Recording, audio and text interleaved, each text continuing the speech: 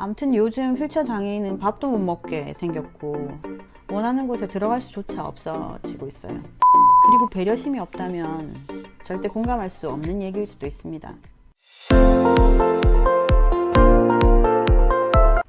안녕하세요. 희망용기충전소 현액TV 박혜정입니다. 요즘 주유소는 다 셀프 주유소죠.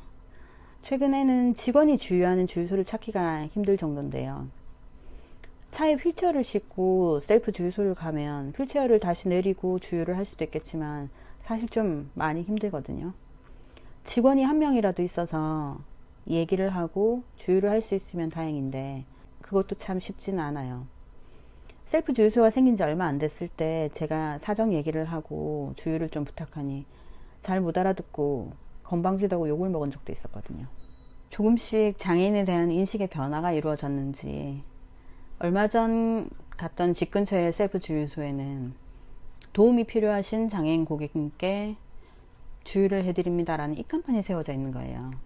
거기는 직원이 늘 있기도 했고 기름값이 조금 비싸더라도 저는 계속 그 주유소를 갔거든요. 주유 회사에서 저런 배려를 해준다니까 너무 반가운 일입니다.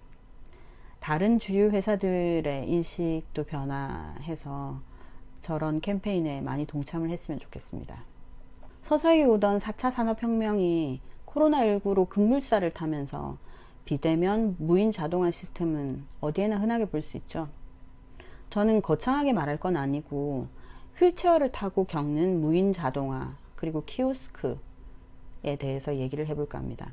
예전부터 있던 키오스크는 은행 현금 지급기가 다였죠. 은행 현금 지급기는 휠체어를 타고 이용을 하게 되면 빛이 반사되어서 글자나 숫자가 잘 보이지가 않습니다. 요즘은 장애인을 위한 높이를 조금 낮춘 은행 현금 지급기가 나오고 있는데 제가 앉은 키가 좀 작은 편이라 아직도 저는 조금 불편합니다.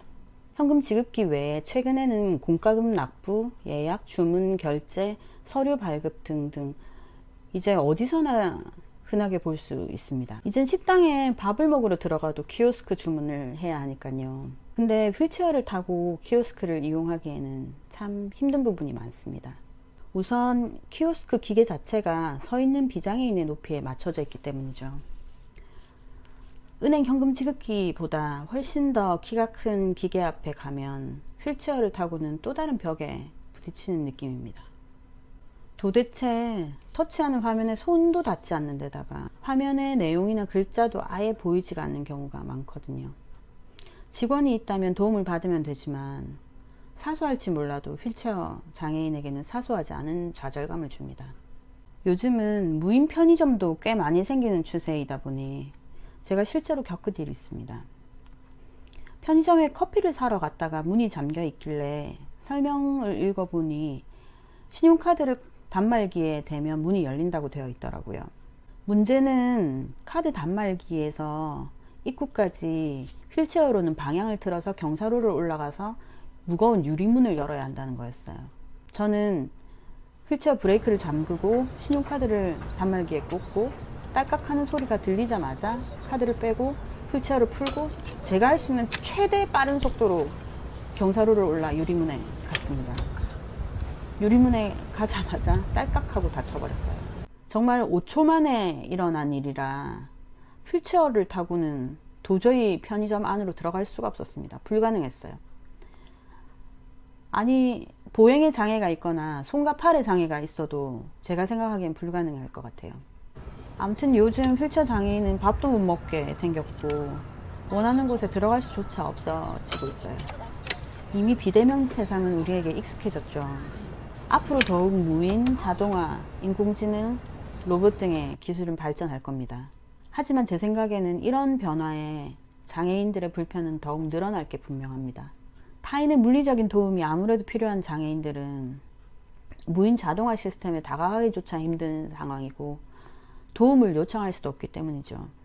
높디 높은 차가운 기계 앞에서 아무것도 할 수 없고 이동 시간이 전혀 고려되지 않은 무인 시스템 앞에서는 원하는 곳에 들어갈 수조차 없는 사회적 배려 대상자들을 한 번만이라도 생각해 봐 주셨으면 좋겠습니다. 물론 각자 그 입장이 안 되면 당연히 모를 수 있죠. 그리고 배려심이 없다면 절대 공감할 수 없는 얘기일 수도 있습니다. 하지만 조금만 따뜻하고 열린 마음으로 생각을 해봐 주셨으면 좋겠습니다.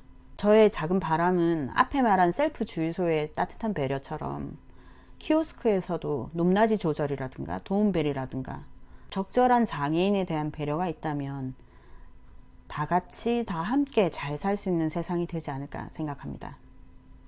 제 얘기 들어주셔서 정말 감사하고요. 멋지고 행복한 가을 보내십시오. 감사합니다.